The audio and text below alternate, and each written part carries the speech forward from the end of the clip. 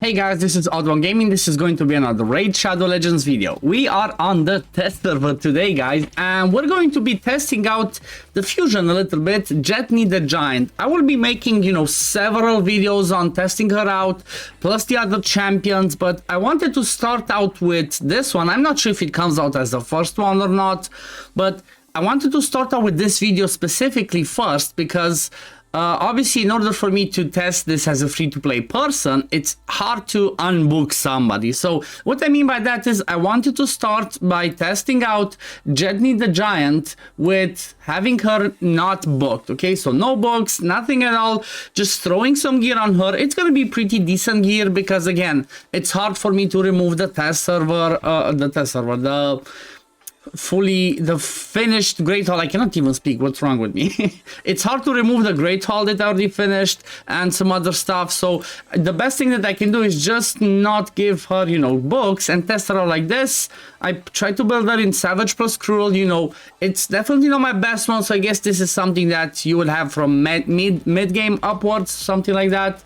Gave her some masteries, the standard nuking masteries plus a little bit of support tree. And you know what? Said let's test her out to see how much damage she actually does.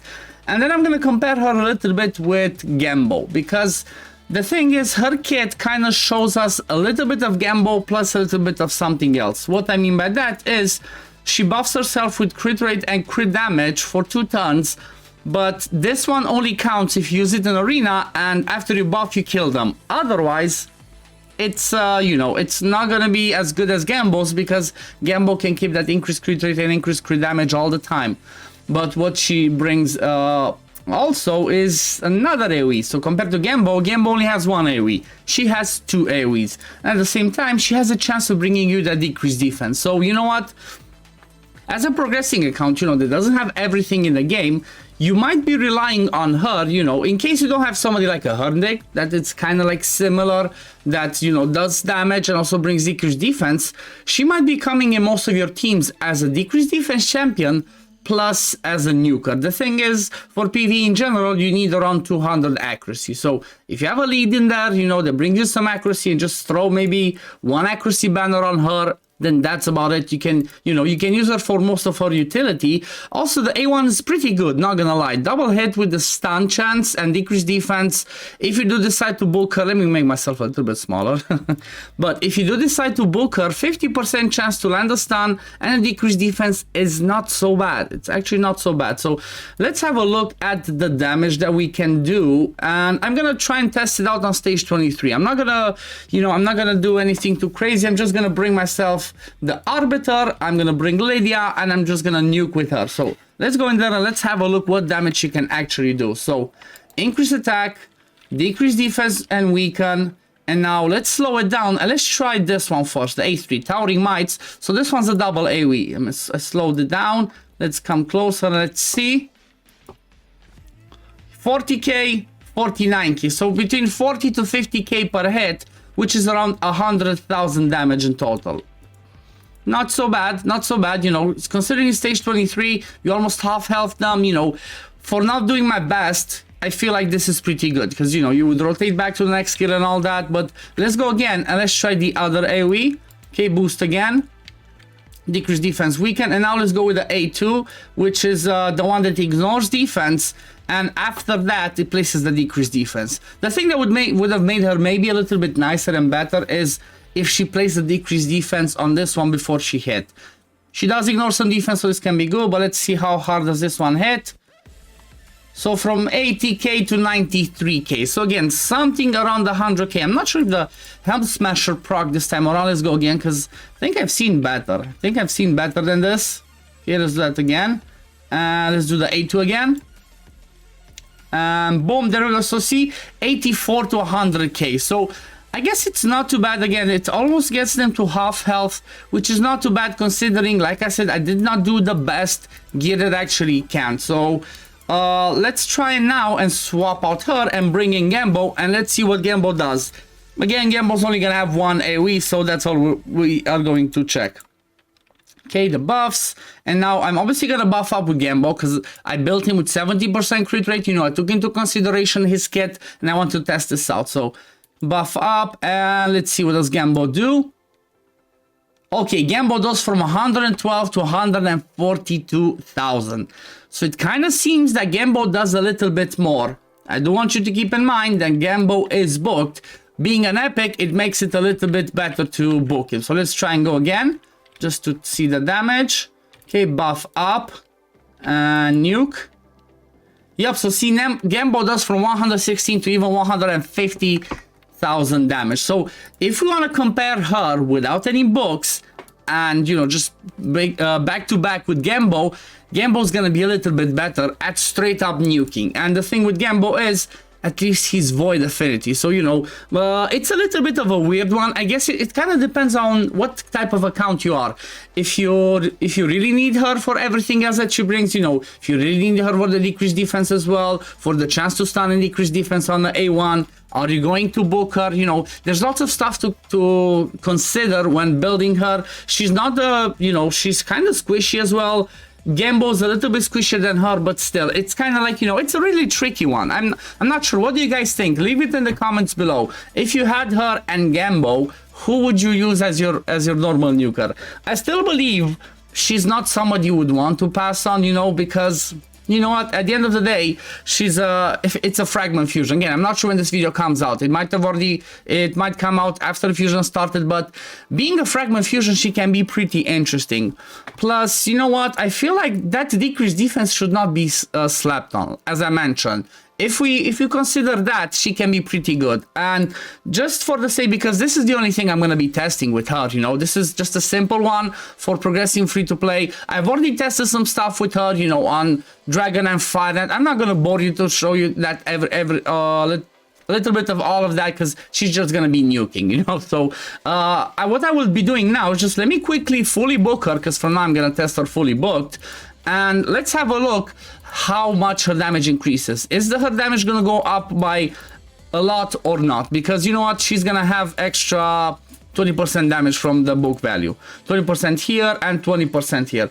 Let me quickly show you a little bit of builds, and then we're gonna go and test it again. So the way I had her, because I wanted to, you know, make it a little bit relatable, 5.7k attack, 100% crit rate, 188 crit damage. So again, nothing too crazy. I could get her with 280% crit damage. I did not want to do that. I even have crit rate gloves on her. You know, I tried to, you know, it's not perfectly balanced in the sense, but you know, I guess this is relatable.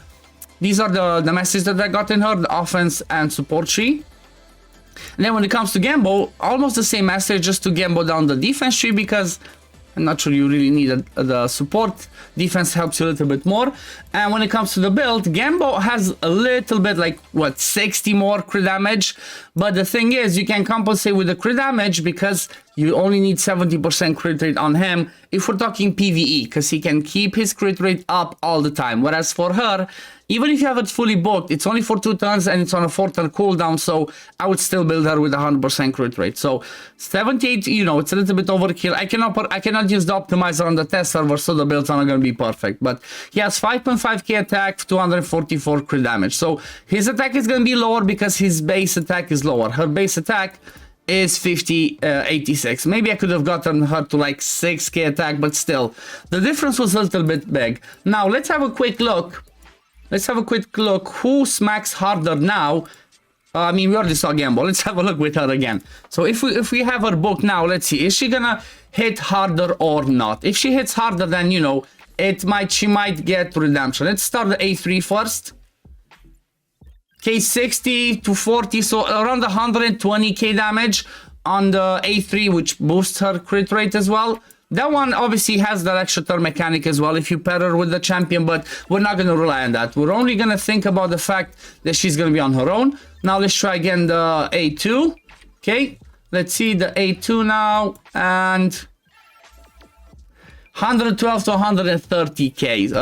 I'm not sure. Let's run it again. I want to see, can she come to the Gambo level or not? That's my only question. If not, I don't know if it's really worth it, guys, unfortunately. Let's see. Let's try again the A2. Okay, so it almost got to 140k, but still, maybe, I don't know what to say. I'm not too impressed. I expect a little bit more damage from her, guys. especially because she has a she has this inbuilt ignore defense. So it kind of seems like my initial assumption about her is wrong. Is wrong. She's not smacking as hard as I would have thought, or maybe I don't know. Maybe it's not a fair comparison because, you know, she's lacking 60 crit damage, and with the amount of attack that I have, maybe I should have more. You know what? Let me just see. Can I quickly do a change? You know what? Give me a second. Let me try and give her like 40 more crit damage and see how it comes, and we're gonna test it again. So see you in a bit. Okay, so I'm back, and I had noticed something that I did a little bit of a mistake on her compared to Gambo. I had HP percent chest on her instead of attack percent, so you know that was not fair because I was losing a lot of attack value that could have given me that crit damage. So kind of got her more crit damage now, and obviously her attack is gonna be higher because, like I said, the base attack is higher. And let's test out that again because I feel like she should do a little bit more. You know what? She should definitely do a little bit more damage for the you know, status at least that she has as a legendary. So let's see. Okay, let's start with the A3 again. 80k, so 50 to 80k per hit. That's what, around 100 to 160k. That's definitely not bad. That looks a lot better. That definitely looks a lot better. And now let's go again. Let's try the A2. Curious with the A2 now. So everyone has decreased defense and weaken, increase attack on us. Let's see the A2. Okay, 140 to 180k. So this one looks a little bit better. We did end up booking her in the end of the day. So you know what? I feel like in the end, the damage that she does is gonna be the same as Gambo. That's how I see it. Obviously, we don't have the exact multipliers yet, but once we're gonna have that, it's gonna show us what she can actually do. So she smacks as good as Gambo, but she can bring some stuns on the A1, some decreased defense AoE, and again, some crit damage buffing, I suppose. Also in Arena, this can be really helpful because the way that I'm trying to show this is for progressing accounts, you know, for like early, mid, late game accounts, not end game. Because if you're in the end game, everybody has stone skin, it's gonna be madness, and this one's not gonna count as much. But for most accounts that are progressing, you're gonna face a lot of shield sets, you're gonna face a lot of, what's it called, a lot of bolsters in the arena, so this can be really helpful. And you know what, you might be facing a lot of Ukos, Pythions, Ultimate Death Knights, a lot of Force champions. So I still believe you should go for her, guys. I still believe she's one champion worth going for because at the end of the day, she's a spirit nuker. We don't have that many great spirit nukers, you know, there's a handful. So I do believe that she's worth it. But yeah, anyway, this is gonna be for the video today, guys. If you did enjoy my content, don't forget to like this video and subscribe to the channel to see when I upload next. And I'm gonna see you on the next one. Peace, love, take care everyone. Bye, guys.